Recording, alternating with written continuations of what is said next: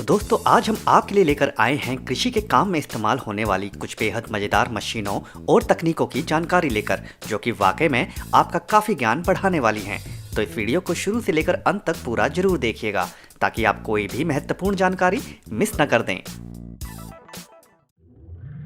विवा स्टिका डिएंड्रिया grep wine बहुत से लोगों के द्वारा पसंद की जाती है, तो यहाँ उसके लिए सबसे उच्चतम कोटि के अंगूर के पौधों को तैयार किया जाता है, जिसके लिए इन सूख चुकी लताओं को खेतों से इकट्ठा किया जाता है, जिसके बाद इन्हें फैक्ट्री में पहुंचा दिया जाता है और एक खास मशीन की सहायता लेते हुए इन लंबी टहनियों को एक पूरा साबुत टहनी के रूप में साफ कर लिया जाता है। इसके पश्चात कारीगर इस लंबी टहनी को एक बराबर छोटे छोटे टुकड़ों में काटते जाते हैं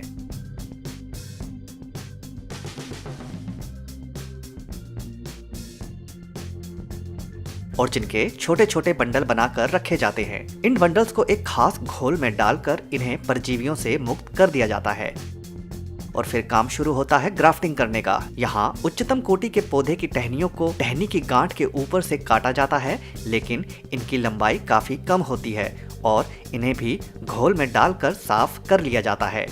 फिर काम शुरू होता है ग्राफ्टिंग का, जिसके लिए एक खास मशीन का प्रयोग किया जाता है, जिसमें ऊपर छोटे टुकड़े को फंसाया जाता है और नीचे लंबे टुकड़े को रखा जाता है और मशीन उस छोटे टुकड़े को लंबे टुकड़े में फिक्स कर देती है और कलम तैयार करने का काम पूरा हो जाता है।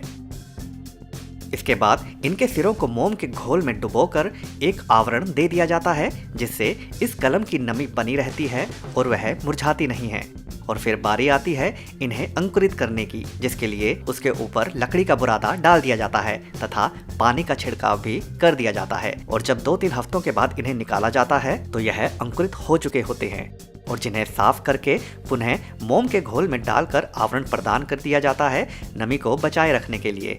और फिर इन्हें खेतों में ले जाकर रोपण का काम चालू कर दिया जाता है और जब फसल पैदा होती है तो यह अंगूर के पौधे बहुत उच्चतम कोटि के होते हैं। और जब यह पौधे अपना चक्र पूरा कर बैठते हैं तो इन सूखी टहनियों को खेतों से उखाड़ा जाता है और फैक्ट्री में भेज दिया जाता है, जहां इस बार इन पर ग्राफ्टिंग नहीं करनी होती, बस केवल इन्हें एक बराबर लंबाई में काटकर मोम की परत चढ़ा दी जाती है इनकी नमी को बनाए रखने के लिए।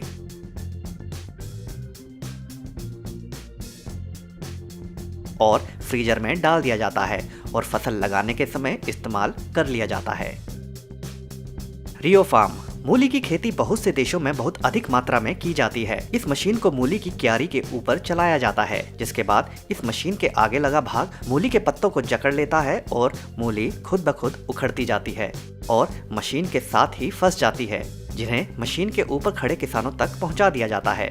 यहाँ किसान इन मूलियों को उनकी लंबाई और मोटाई के अनुसार क्रमबद्ध तरीके से अलग अलग करते जाते हैं। साथ ही साथ खराब मूलियों को भी अलग कर दिया जाता है।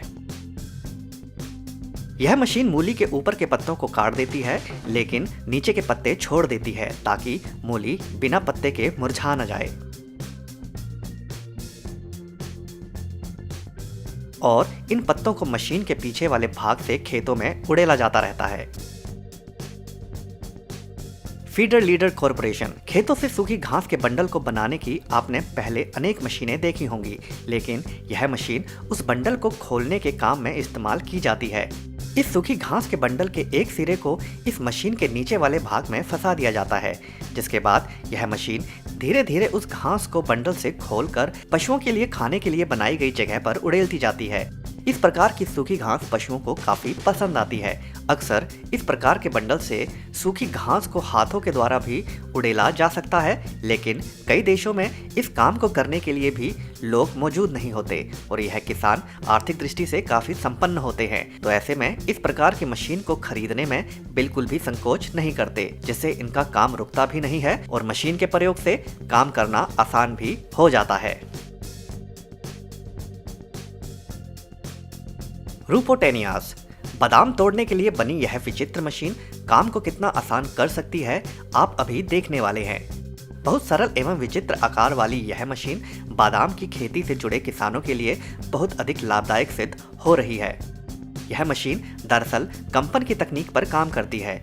इस मशीन को बादाम के खेतों में ले जाने के बाद इस मशीन के नीचे वाले भाग को बादाम के पेड़ के तने के पास ले जाया जाता है, जिसके बाद यह मशीन उस पेड़ के साथ पकड़ बनाती है और जोरदार कंपन करती है, जिसके कारण पेड़ पर तैयार हो चुके बादाम इस कंपन के कारण टहनियों से छूटते जाते हैं और इस मशीन के ऊपर गिरते जाते हैं। इस मशीन का आकार ऐसा होता है कि बादाम के गिरने पर वे इस मशीन के अंदर ही एकत्रित होते जाते हैं।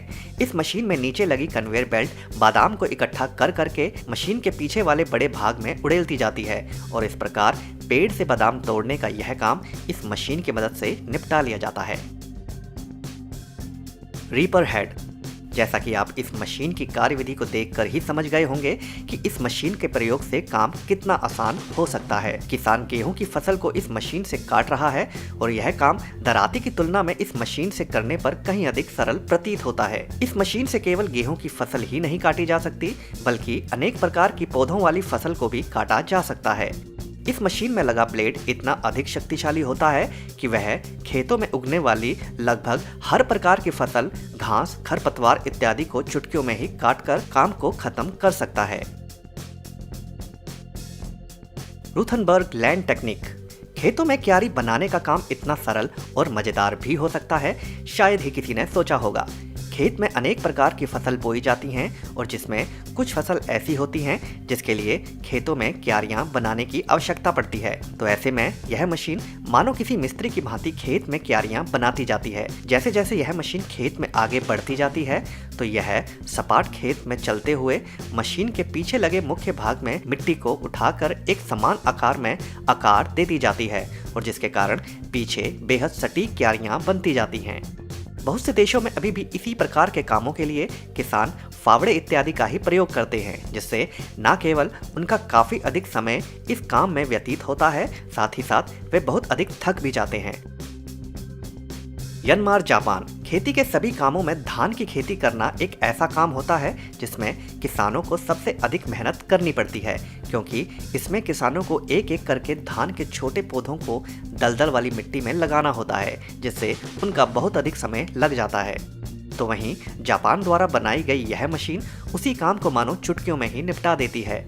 इस मशीन में एक बार धान के पौधों के पूरे बंडल को रखना होता है, जिसके बाद यह मशीन एक एक करके 6 पंक्तियों में धान के पौधों को खेत में लगाती जाती है।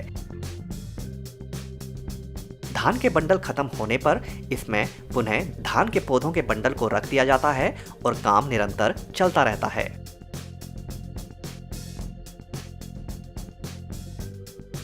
Agro Milora group. इस जबरदस्त मशीन को संतरों के बगीचे से संतरों को तोड़ने के काम में इस्तेमाल किया जाता है। अक्सर दूसरे फलों की अपेक्षा संतरों को पौधों से तोड़ने के लिए अधिक बल की आवश्यकता होती है, क्योंकि वह टहनी से अधिक जटिलता के साथ लगे होते हैं। तो ऐसे में इस मशीन को भी उसी तरह से तैयार किया गया है कि वह फलों को कोई नुकसान पहुंचाए बिना उन्हें तोड़ सके। इस मशीन के अंदर वाले भाग में छोटे छोटे गोल गोल पाइप्स लगे होते हैं और निरंतर कंपन करते रहते हैं। जैसे ही यह मशीन उस संतरे के पौधे के ऊपर से गुजरती है तो यह मशीन उस पौधे को जबरदस्त तरीके से झकझोर देती है, जिससे संतरे टहनियों से झड़ जाते हैं।